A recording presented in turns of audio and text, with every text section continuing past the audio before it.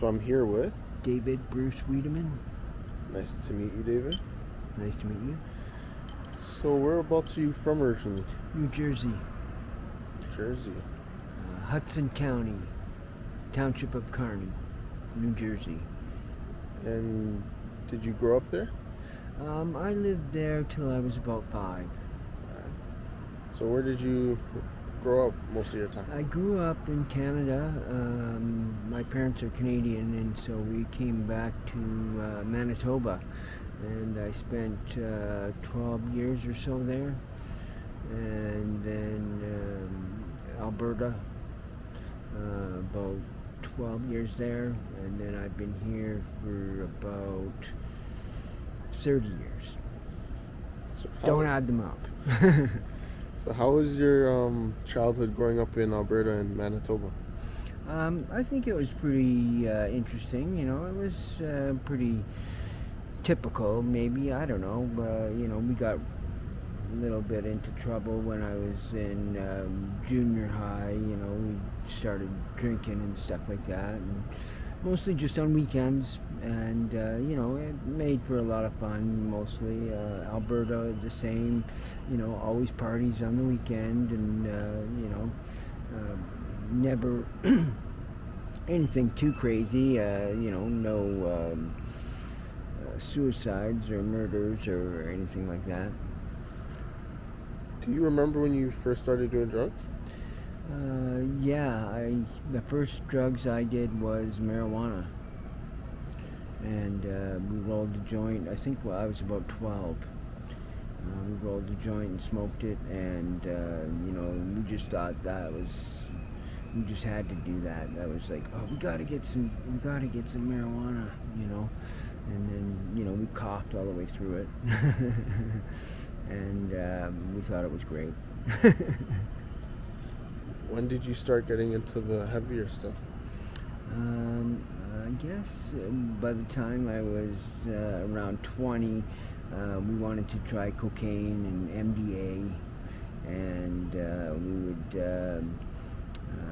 smoke every day. We did mostly oil, hash, and marijuana every day. And then, yeah, special occasions was cocaine and MDA, mushrooms. I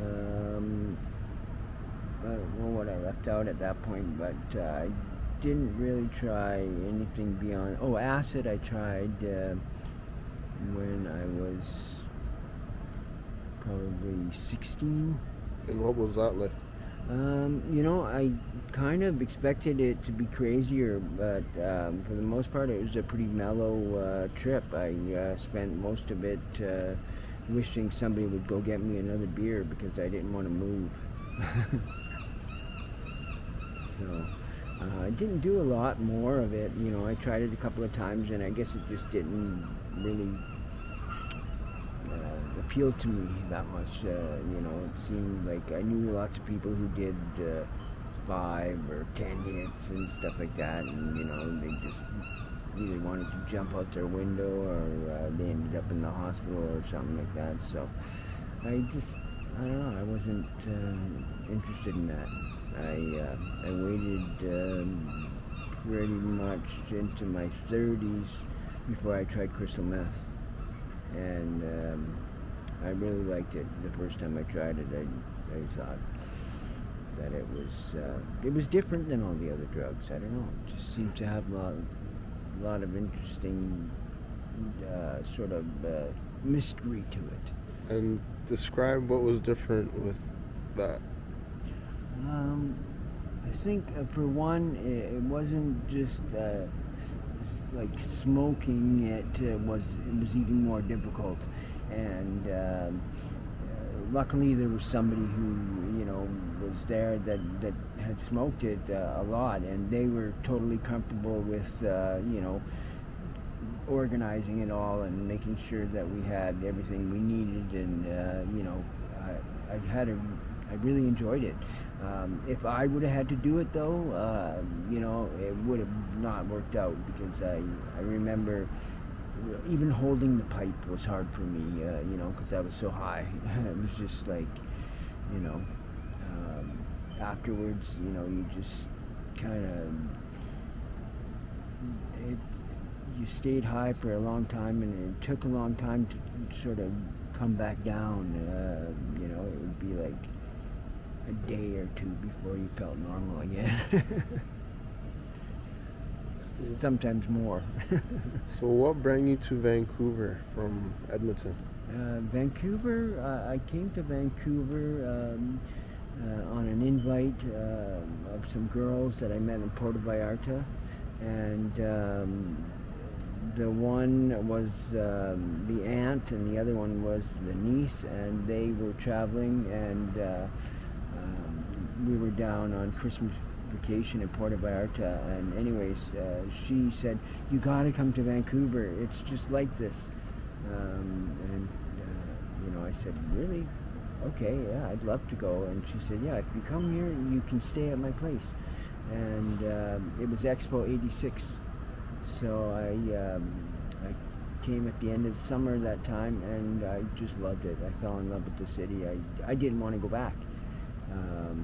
And it took me 7 years, I think, from that time to move here, and I finally made it in '93, and I had finished school, and I had been working for the government, and the government was downsizing, and they bought out my position, and so I got a little bit of a payout, and I wasn't sure, you know, what I was going to do, because work was just everywhere. They were chopping jobs, and so it was welfare, well, it was unemployment, and then it was welfare, and so from that I thought, I have nothing to lose, I can go there, and you know, came out here, and it took me about a week to find a place, and I stayed.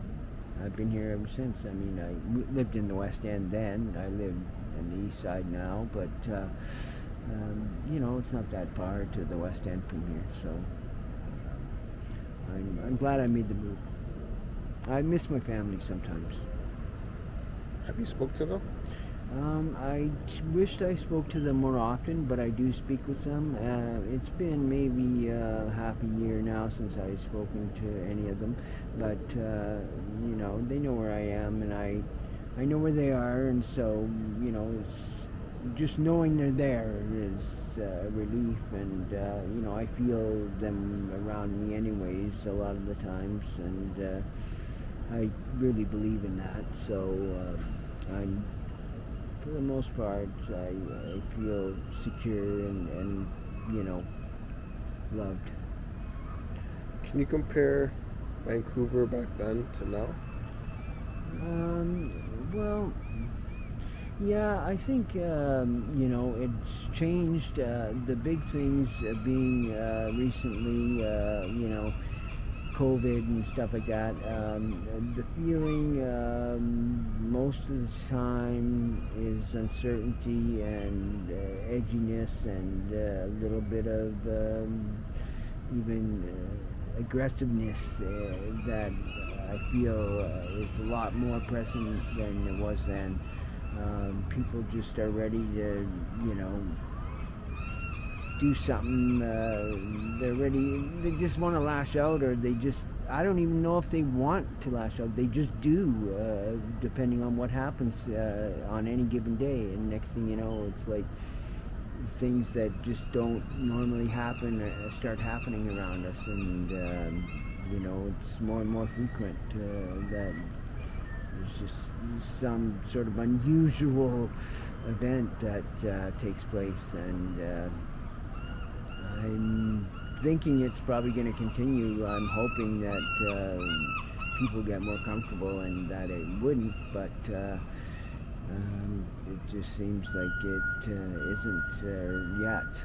So even with everything, you know, that COVID has sort of been, you know, calmed down, and you know, it's not as scary as it used to be, stuff like that.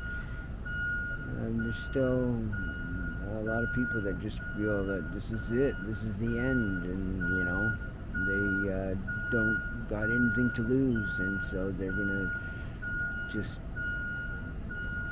make sure that they, go out with some sort of, I don't know, lasting impression. Bad impression, maybe. Can you describe some of the craziest things you've seen in the last 30 years down here? The craziest things I've seen have been in the last week. I'd say my building caught on fire after an explosion, a propane explosion in the courtyard between the two buildings, and the three buildings are closed and uninhabitable right now. Last night there was a car caught on fire, and the flames must have been 10 feet high right at Princess and Hastings at UGM, and it took a while before fire department showed up and put the car out.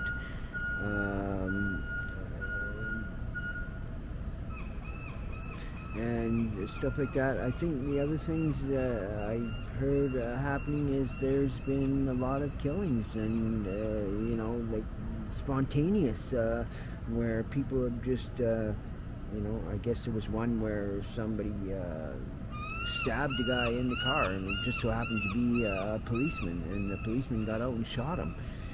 And that was at Carnegie, right in front of Carnegie. And that was probably a month ago or so. And they said it was on the news and everything. I didn't see it. I don't watch the news for that very reason. But there's stuff like that that's taking place, and it's just like you hear of these things, and sure, people change stories, embellish them, and make them sound a little bit more, crazier than maybe they really were. But a lot of the times you check the things out, there's a truth in them, and they are occurring. So I don't know. I don't often feel as safe as I used to, and I don't like venturing like I used to. I think twice before I go maybe out just looking for something to find. I used to bin and I used to feel comfortable looking in any alley and looking at any garbage can, and I found a lot of interesting things to supplement my welfare over the years. What types of things would you find? Anything from gold jewelry to occasionally money. I haven't been fortunate enough to find any of these big bags of money or big bags of drugs, but I have found dope, and I have found for the most part, I'd say, you find designer clothing, you find nice jewelry, I found a Mont Blanc pen that was worth $700,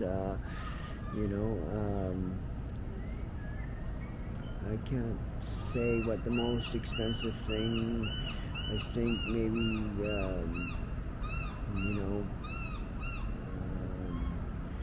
some jewelry that I probably never even fully checked out the value of would probably be the best stuff I found. And a lot of times it's traded and sold for a very small amount, just because it's when you have nothing, it doesn't matter what the value of something is. You just need to get something, and so you might sell something quite valuable for $50 or $25 at times, just to get yourself some dope and get feeling better and be able to get through that day. Try to investigate these things a little better, and not be too spontaneous to let them go, just to the first offer, because it doesn't take a lot to find the right person willing to pay a little bit more, so long as you can just hold on to something for a day or something. I would say I know people who have found big bags of dope and stuff like that. You never know what's going to end up in the garbage when people unfortunately get sick, or they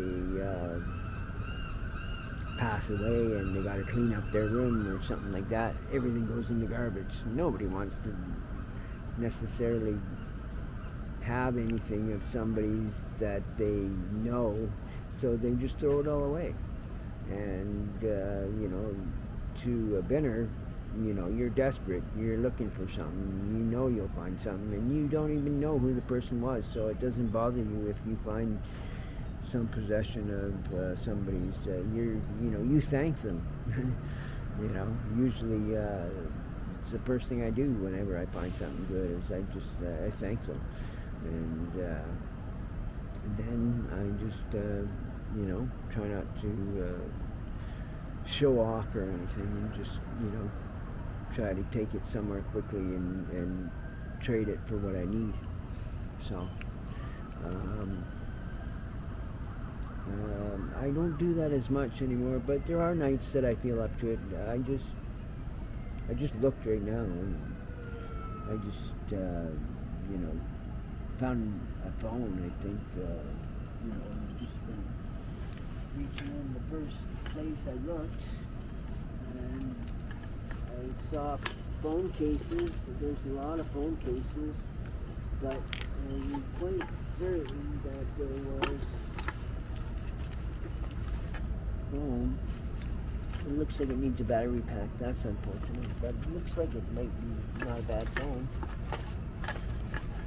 So I don't know. There seems to be some other things make up, but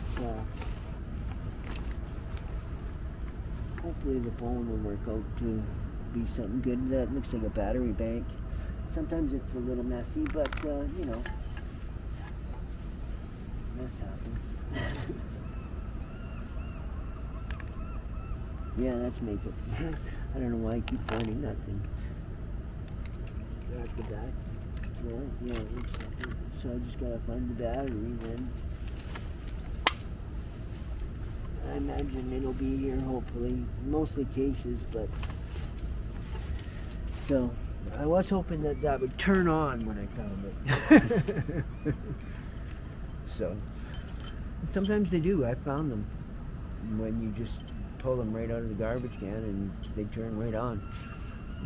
Somebody gets a new phone and they just chuck the other one. It happens. That looks like a nice one.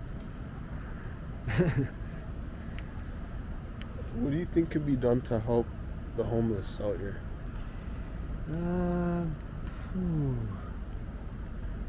I think probably just being I don't know, understanding of you never know what simple little thing occurred to put that person where they are, and just I don't know, try to just accept them. So often I just think that you have to wait in line, and you have to fill out forms, and you have to all this stuff, and people's patience wear thin, and they get sick of it, and they often can't control it because they need dope, and they need so they're dealing with all of that, and it's impossible to deal with everything at the same time. You end up just falling apart usually, and I don't know if people can just try not to notice, try to just let it occur, and then work through it, and don't make a big deal out of it. And I think, I don't know, all the while just trying to keep things moving, trying to keep the case, or whatever you want to call it, the applicant, keep that process moving so that it's going to be over, and that's the reward, that's the prize, is that you get that place, and go from totally hopelessness to like wondering where you can sit down, and and not be told that you got to move along or you're not allowed to sit there. And meanwhile you're too tired to even go any further, and you just you know have to get up and put your bags together, and walk wherever to who knows how far it's going to be, like whether it's a half a block or 5 more blocks to the right spot. Sometimes you never find it, so you stop looking, you just go wherever. And it don't matter if it's right here or 10 more feet further, it's not going to be any better. So it's just whichever spot you're in is good enough. And I've slept pretty much anywhere, and I prefer indoor parkades, with the rainy weather. And I think I've slept outside though, and it's when you're tired and you're poor and you're hungry, and it's pretty easy to sleep. That's the nicest thing for you at that point, is being able to sleep. Of course, sometimes you get too much sleep, and that's another story. But I don't know. I guess lately they seem to just sort of put everybody in a hotel. They buy a hotel and they just fill it. And that seems to be kind of nice. I don't know. People get to be together with other people usually, and in my case, all of us have ended up homeless from the same building. So a lot of us would choose to stay in contact with each other, but we might not be able to. The reality is that if you get a home, somewhere else from somebody you might very well not see them again, unless you make an effort. And it's hard. Your daily routine is usually the things around you, the people around you, and whoever that ends up being is usually becomes your family. And you just, of course, meet people everywhere, and you can't replace them, but hopefully you meet some good people, some new people, but you always miss the other ones. So it's tough right now. It's a tough time. Do you think there's an opioid crisis here? I think that probably if there isn't, there's certainly I don't. Yeah, I guess I would say there probably is. I don't know. For myself, I believe that I could not do them, and be quite content. But I know so many people that do them that even if I don't go and get any, everyone and a lot of the people around that I know are getting them anyways, and it becomes, kind of like, well, do you need a dragon? And these are your friends, and so even if you say no, you're right with them, and you're probably gonna be watching them do it. I mean, it feels normal to do what your friends are doing. It doesn't always, it isn't always right, but it doesn't feel bad to do what your friends are doing. You want to be with your friends, and you want them to feel comfortable, and you want to feel comfortable, and if they're doing it, so it's not that difficult to do it with them. It's better than doing it alone.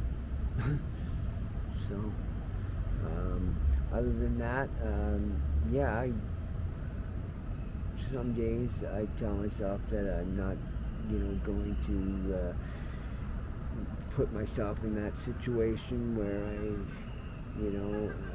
can't be somewhere where people are doing down. Where can you go? Everybody's doing down these days. It's more popular than crystal meth and crack, and it just seems. I guess it is very addictive. So maybe you can't quit it.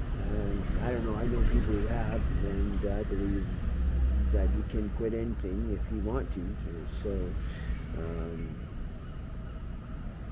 other than that, how many people are we losing every week?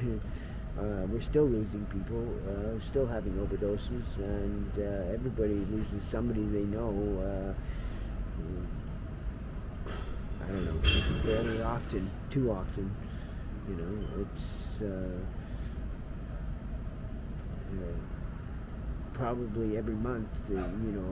Somebody that you knew quite well that overdoses, or and some drug-related incident dies. So, if that, I would say that's kind of a crisis, and where you're at risk of dying yourself. If you've overdosed, then you know that you pretty much could be dead.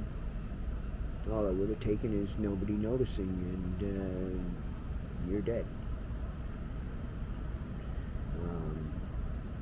You don't just wake up after an hour and, it wore off. No, it don't wear off unless somebody's there to bring you back. So, yeah, it's bad. Thank you very much for your time. I appreciate it. You're welcome. Thank you.